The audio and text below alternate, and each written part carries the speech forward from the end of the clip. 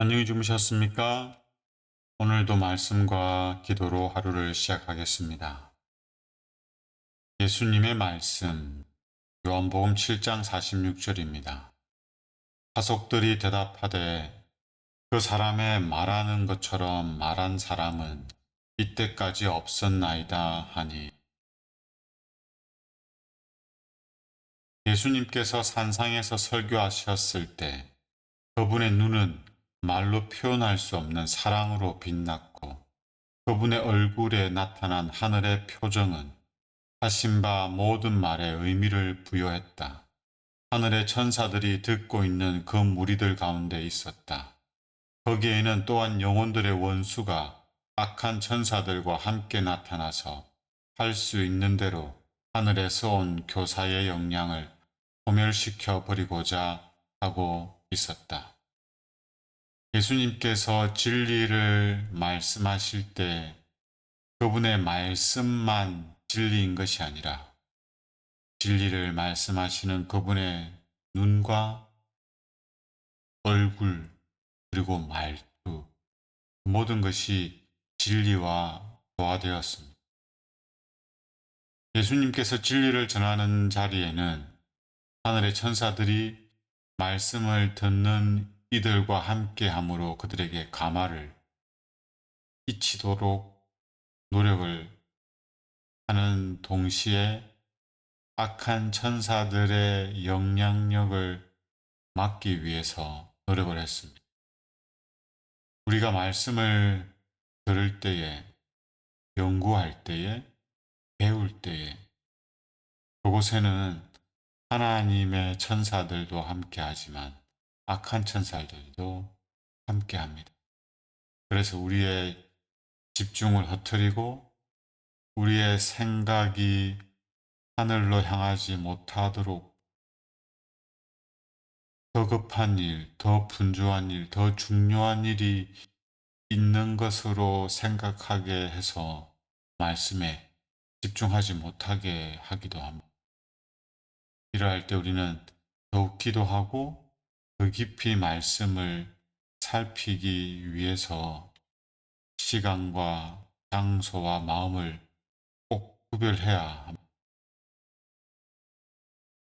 거기서 제시된 진리들은 각 시대를 통하여 전해 내려와 오류의 전반적 흑암 속에서 빛의 역할을 해왔다. 많은 사람들은 그 진리들을 통하여 영혼이 가장 필요로 하는 것, 곧 믿음과 행위의 분명한 기초를 발견했다. 그러나 세상에 지금껏 알려진 가장 위대한 교사께서 하신 말씀에는 인간적 웅변의 과시가 없었다. 언어는 평범하고 사상과 감정은 가장 위대한 단순으로 특징 지워져 있다.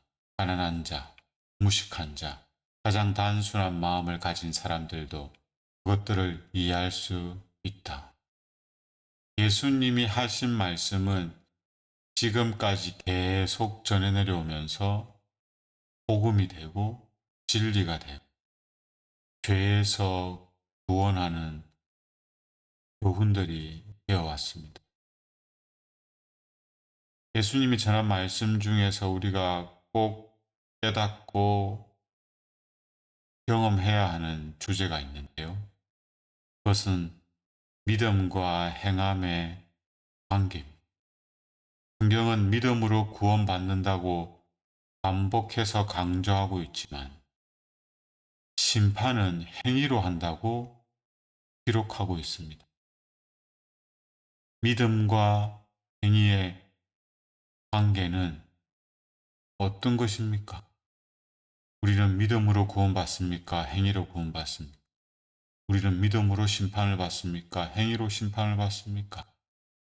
우리는 이 관계를 바르게 이해해야만 복음을 바르게 이해할 수 있고 예수님을 믿어야 하는 목적, 그리고 우리가 순종해야 하는 계명에 대한 태도를 바르게 가질 수가 있습니다. 이 진리를 전할 때, 이 복음을 전할 때 예수님의 어투는 과장 혹은 과시 인위적인 것이 없었습니다. 사람들의 주목을 끌고 집중을 유도하고 이목을 끌도록 하기 위해서 필요 이상의 제스처를 하거나 소리를 치거나 손을 높이거나 이런 것이 없었습니다. 그냥 평범했고 단순했습니다.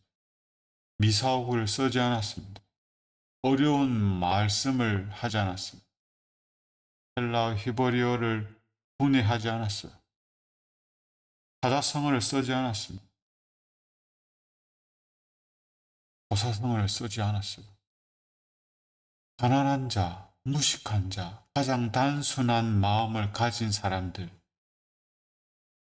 어린이들도 이해할 수 있는 말씀을 주셨습니다.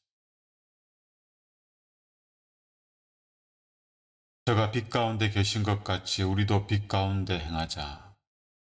하나님께로부터 분리시키는 것은 세속적 마음과 이기심이다.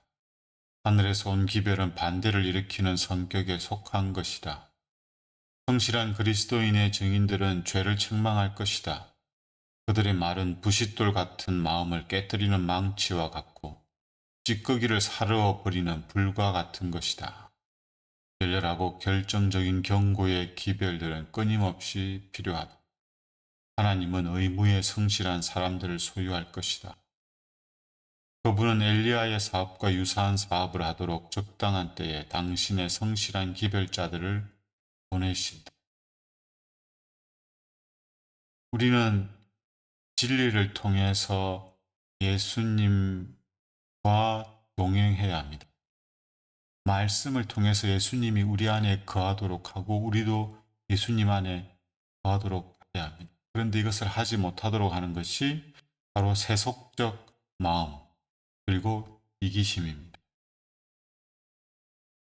세상 일로 분주하거나 혹은 내 삶에 어려움이 닥치거나 세상의 즐거움과 유익을 위하여 마음을 하나님께 드리지 않고 세상을 사랑하게 될 때, 이 말씀들은 우리 안에 뿌려져도 뿌리를 내리고 자라지 못하게 됩니다.